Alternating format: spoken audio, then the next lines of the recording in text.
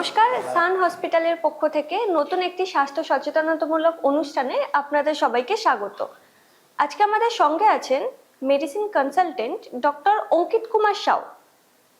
নমস্কার, আমি doctor Ankit Kumar Sau, MD medicine.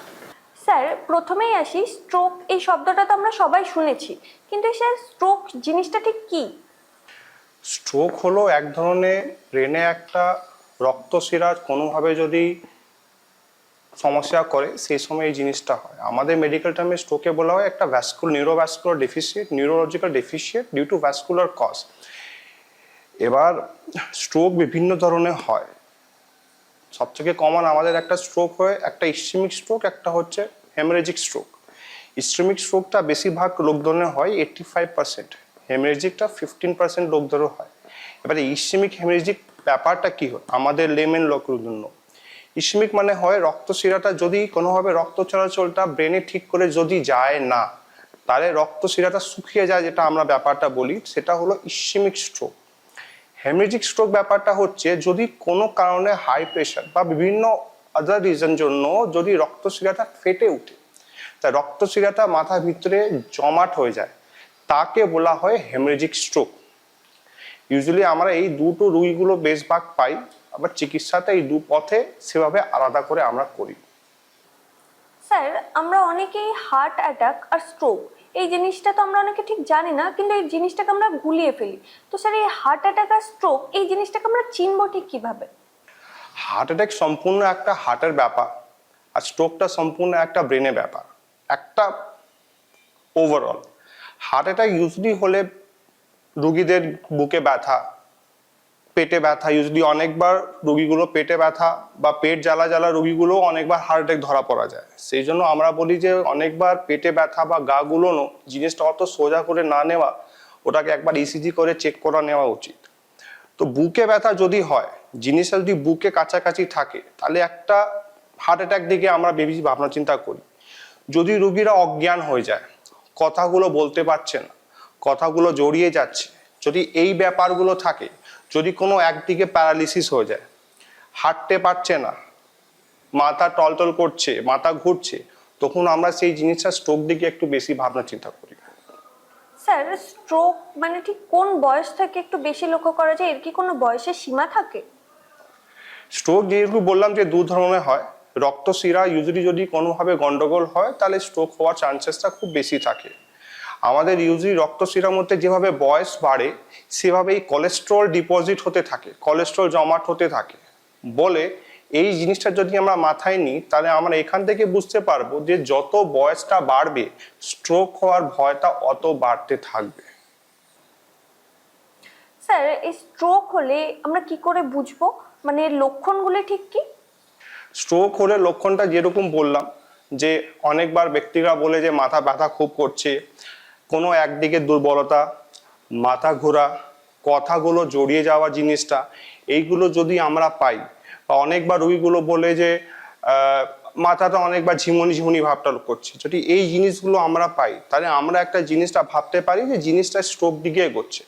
এবং প্রত্যেকবার যদি মাথা ঝিমুনি করে বা মাথা টলে সবসময় স্ট্রোক হয় সেটা না।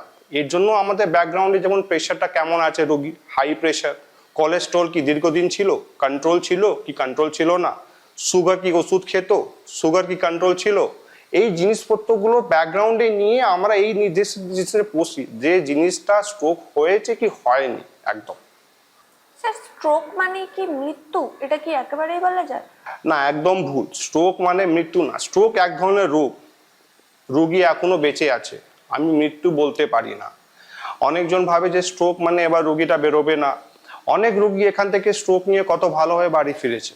তো স্ট্রোক এবার ডিপেন্ড করে যে কি ধরনের স্ট্রোক হয়েছে, তার উপরে ডিপেন্ড করে যে রোগীটা বেরোবে কি বেরোবে না।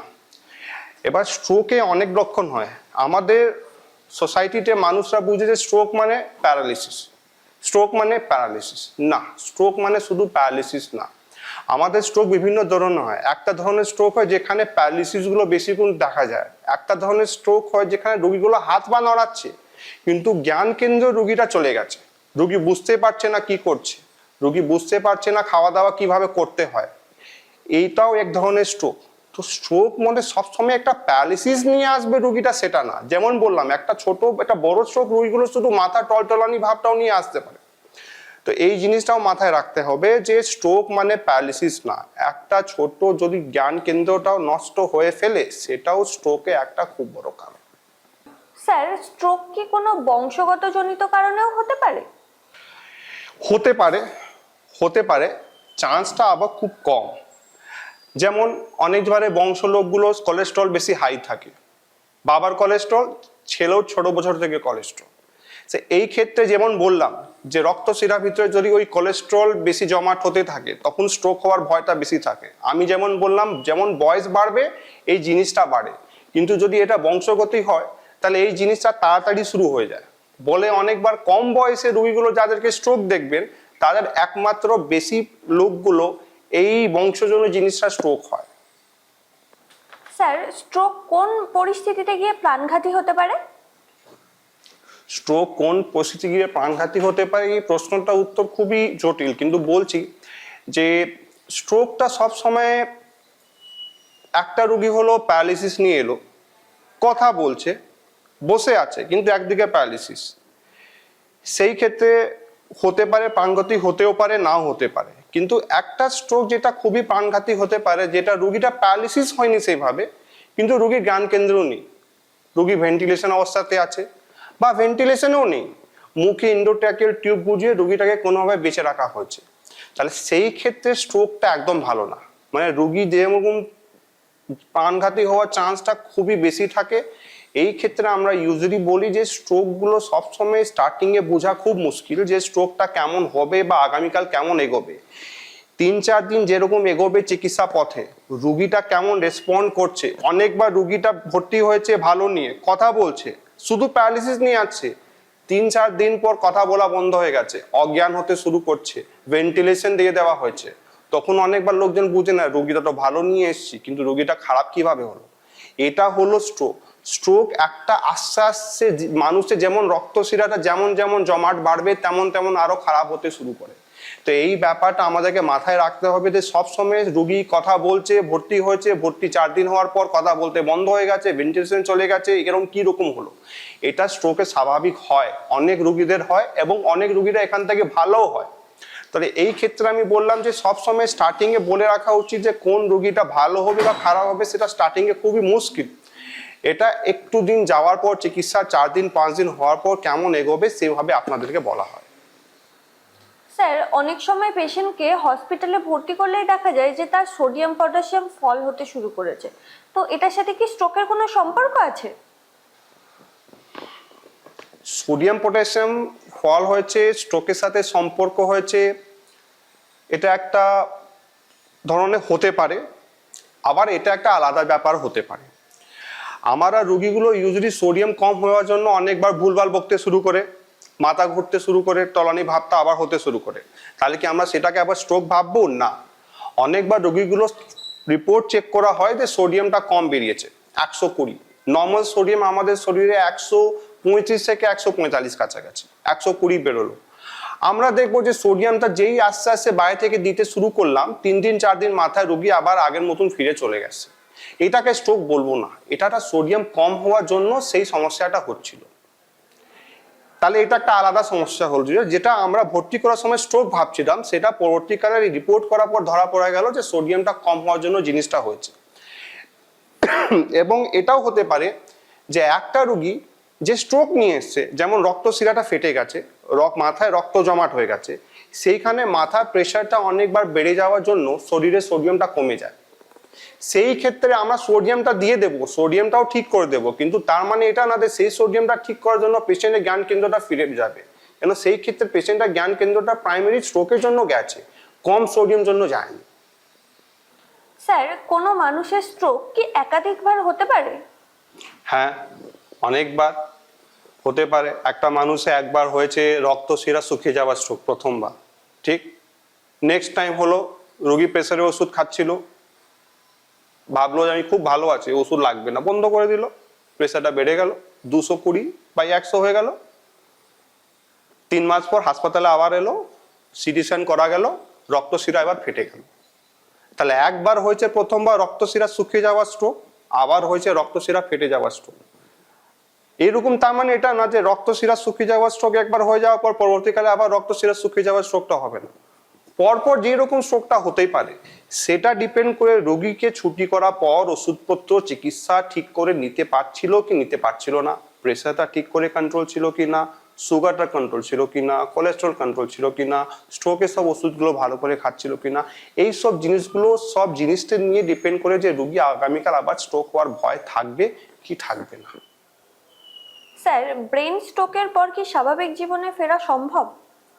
ব্রেন স্ট্রোকের পর স্বাভাবিক জীবনে ফেরা সম্ভব আমি বলবো হতে পারে, কিন্তু সময় লাগে অনেকবার। যেমন অনেকবার রোগীগুলো যাদের প্যারালিসিস নিয়ে ভর্তি হয়ে ছুটি হয়, তাদের ইউজুয়ালি আমরা ফিজিওথেরাপি করে কোনোভাবে বলটা ফেরানোর চেষ্টা করি, কিন্তু এই বলটা কোনোভাবে সম্পূর্ণ রকম আগের মতন ফিরতে নাও পারে, একটু দুর্বলতা থাকতেই পারে। তো যদি আমি এই প্রশ্নটা এইভাবে যে সম্পূর্ণ রকম ফেরা উচিত, আমি বলবো সম্পূর্ণ রকম ফেরা একটু টাফ, কিন্তু হতে পারে। এমন হতে পারে যে ওর প্রত্যেক দিনে কাজকর্ম নিজেভাবে করতেও পারে। স্যার, হঠাৎ করে ধরুন কোনো মানুষের যদি রক্তচাপ বেড়ে যায় বা কমে যায়, সেই মুহূর্তে ঠিক কি করা উচিত? যদি রক্ত প্রেশার বা ব্লাড প্রেশার কারো হঠাৎ করে কমে যায়, তাহলে সেই ক্ষেত্রে আমাদের ইউজুয়ালি সবাই জানে যে একটু নুন চিনি জল সবাই খাওয়ায়। আর সেই ক্ষেত্রে একটা জিনিস আমি যেটা বলি যে মানুষটাকে একটা পুরো প্লেন জায়গা গিয়ে শুইয়ে পাটাকে তুলে রাখা উচিত। সেই ক্ষেত্রে কি হবে, রক্ত কম হওয়া চলাকালীন যেন মাথায় রক্ত চলাচলটা কমে না। আমরা যেই লেগটা উপরে পুল করে রাখি, ধরে রাখি, তাই ক্ষেত্রে কি হয়, সব রক্ত আলটিমেটলি মাথা দিকে এগোতে শুরু করে, বলে মাথায় কোনোভাবে রক্ত চলাচলটা কমে না। এটা একটা করতে পারি। এটা হলো কম ব্লাড প্রেশার। যদি প্রেশারটা বেড়ে যায় হঠাৎ করে, সেই ক্ষেত্রে আমাদের ইউজুয়ালি যদি ডিপেন্ড করে কেমন প্রেশারটা বেড়েছে। যদি ইউজুয়ালি প্রেশারটা আমাদের 140-60 রেঞ্জে বাড়া আছে, অনেকবার রোগীগুলো বাইরে থেকে ওষুধপত্র নিয়ে খেয়ে জিনিসটাকে একটু কন্ট্রোল করতে পারে। যদি এই প্রেশারটা 200 কাছাকাছি রেঞ্জে চলে যাচ্ছে, তাহলে একটা ইমিডিয়েট একটা হসপিটালে গিয়ে এই প্রেশারটাকে কমানো উচিত। কেন এই প্রেশারটা দুম করে ওষুধ বা বড়ি খেয়ে দুম করে নাও কমতে পারে। এমন যদি এই প্রেশারটা এত হাই থাকে সবসময়, তাহলে অনেকবার স্ট্রোক হওয়ার ভয়টা থাকবে এবং সেই স্ট্রোকটা সময়ও দেবে না রোগীটাকে কমানোর জন্য। তাহলে সেই জন্য কি ধরনের প্রেশারটা হাই আছে তার উপরে ডিপেন্ড করবে যে আমরা কি ধরনের স্টেপটা নেব। স্যার, রক্তচাপ নিয়ন্ত্রণ করার যদি কোনো সহজ উপায় বলে দেন। রক্তচাপ নিয়ন্ত্রণ করার সহজ উপায় আমি আপনাদেরকে বলে দিচ্ছি রোগীদেরগুলো। আমরা রোগীদের ইউজুয়ালি সবাই জানে একটা টেলমা 40 এরকম ওষুধ, একটা স্ট্যামলো 5 সবাই যে আসে আমার চেম্বারে বলতে থাকে, ঠিক আছে। তো ইউজুয়ালি যাদের রোগীগুলো 150-60 কাছাকাছি প্রেশার থাকে, তারা ইউজুয়ালি এই টেলমা 40 একটা ব্যবহার দিনে একবার করে করতে পারে, ঠিক আছে। এটা সেফ গাইডলাইন্স বললাম, তা মানে না খেতে একদমই ঠিক হয়ে যাবে, নিজে নিজে বাড়িতে বসে চেষ্টা করবেন না, একটা গাইডলাইন্স বললাম আপনাদেরকে। বা অনেকবার এর থেকে যদি বেশি থাকে, তাহলে এই বড়িটা আমরা 2বার দিন করে খেতে পারি, ঠিক। এটা একটা ওভারঅল গাইডলাইন্স আপনাদেরকে বললাম। কিন্তু বারবার বলছি, যদি প্রেশারটা খুব বেড়ে থাকে বা খুবই বেশি থাকে, বা আপনার এরকম হয় যে মাথা টলনি করছে, মাথা ঘুরছে, তাহলে তাড়াতাড়ি কোনো কাছাকাছি ডাক্তারকে দেখিয়ে প্রেশারটা কন্ট্রোল করে নেওয়া খুবই ইম্পর্টেন্ট। স্যার, সবশেষে যদি আপনি আমাদের দর্শক বন্ধুদের মানে সুস্থ থাকার কিছু উপায় বলে দেন, খুব ভালো হয়। সব থেকে ভালো হবে আমি যে জিনিসটা বলি, যে ওষুধপত্র খুবই ভালো খাবেন, রেগুলার চেক আপে থাকবেন, কিন্তু নিজের লাইফস্টাইলটা একটা জীবনে পরিবর্তন করতে হবে। একটু সকালবেলা হাঁটাহাঁটি, একটু রেগুলার খাওয়া দাওয়া ঠিক করে করা, এইগুলো জিনিসগুলো অনেক ইম্পর্টেন্ট। আমরা মানুষ সবসময় ওষুধ পিছনে বসে থাকি, কিন্তু সব জিনিস ওষুধ নিয়ে হবে না। আমাদেরকে আমাদের যে জীবনের প্রত্যেক জিনিসটা চেঞ্জ করতে হবে। হাঁটাহাঁটি কেউ করি না, আমার নিজের কাজে এত ব্যস্ত থাকি যে একটা একদিনে প্রায় 1 ঘন্টাও টাইম বার করতে পারি না যে একটা হাঁটাচলা করি, বা একটু জিমে যাওয়া। অনেকজন নতুন ফ্যাশন বেরিয়েছে, এটা ফ্যাশন না, এটা আমাদের রিকোয়ারমেন্ট। এটা ফ্যাশন, এটা রিকোয়ারমেন্ট, এটা যাওয়া উচিত একদম। তো আমাকে লাগে যে যাই বয়স হোক, 10 বছর হোক বা 60 বছর হোক, একটু লাইফস্টাইল সবসময় একটা চেঞ্জ করা ইম্পর্টেন্ট, একটু ব্যালেন্স করা ইম্পর্টেন্ট। একটু লাইফস্টাইল সিডেন্টারি যেন না হয়, বসে বসে সবসময় কাজ করছি আর ভাববো যে সবসময় সুস্থ থাকবো আর বডিটাও ভিতরে যাবে, সেটা কোনোদিনই হবে না। স্যার, অনেক সময় হয়ে থাকে যে ধরুন অনেক পেশেন্টরা যেমন সুগারের ফাস্টিং পিপি এই যে টেস্ট করতে আসে, তো তারা গুলিয়ে ফেলে যে আগের দিন রাত্রে সুগারের যে ওষুধটা হয় সেটা তারা খাবে কি খাবে না, বা যেদিন সকালে টেস্টটা করতে হবে সেদিন সকালে মানে ওষুধটা খাওয়া উচিত কি উচিত নয়। তো স্যার এই ব্যাপারে যদি কিছু বলেন। এটা খুবই ইম্পর্টেন্ট কোশ্চেন, এটা উত্তর খুবই ইম্পর্টেন্ট, আমি চাই সবাই ভালো করে শুনুন। একটা ডাক্তার আপনাদেরকে সুগারে খালি পেট ভরা পেট রিপোর্ট করাতে বলেছে। দু ধরনের রোগী হয়, একটা হয় যাদের ইনসুলিন চলে, একটা হয় যাদের শুধু বড়ি চলে, একটা হয় যাদের ইনসুলিন আর বড়ি দুটোই চলে। প্রথম যাদের বড়ি চলে তাদের কথা বলছি। সাপোজ যাদের বড়ি চলছে, কালকে ডাক্তার বলেছে সকালবেলা খালি পেট ভরা পেট পরীক্ষা করাতে। আপনি আজকে যা ওষুধ যেমন চলবে, যা টাইমে আছে সব তেমন খাবেন, ঠিক? আপনাকে ডাক্তার নেক্সট দিন সকালবেলা ওষুধ যে টাইমটা বলেছে, সাপোজ সকাল 9টার সময় খালি পেটে একটা ওষুধ খেতে বলেছে, আপনার ওই টাইমের সাথে পরীক্ষা কোনো সম্পর্ক নেই। আপনি চুপচাপ যেমন সকাল 8টার সময় যদি ল্যাব বলেছে 8টার সময় গিয়ে রক্ত খালি পেট দিয়ে চলে আসবে। যদি আপনাকে ল্যাব সকাল 10টার সময় আসতে বলেছে খালি পেট, আপনি সকাল 10টার সময় ওই রক্তটা দিয়ে চলে আসবেন, কিন্তু ওই 9টার সময় যে সুগারের ওষুধটা আছে সেটা খেয়ে যাবে। মানে আপনার যেমন টাইমিং আছে আপনি সেই সময় সেইভাবে সেই ওষুধগুলো খাবেন, কোনো চেঞ্জ নেই। এরকম না যে আজকে রক্ত দিতে হবে পরীক্ষার জন্য আজকে এই ওষুধটা বন্ধ করে রাখবো, সেই টাইমে ঠিক মতন খাবেন। আপনার যেমন ল্যাব ডাকবে চুপচাপ গিয়ে রক্ত খালি পেট দিয়ে চলে আসবেন, ঠিক? তারপরে খাবেন, খাওয়ার 2 ঘন্টা পর খাওয়ার পেটে ভর পেটে পরীক্ষা রিপোর্ট এই রক্তটা দেবেন, ঠিক? এটা হয়ে গেল যাদের বড়ি চলে। যাদের ইনসুলিন চলে তাদের কি?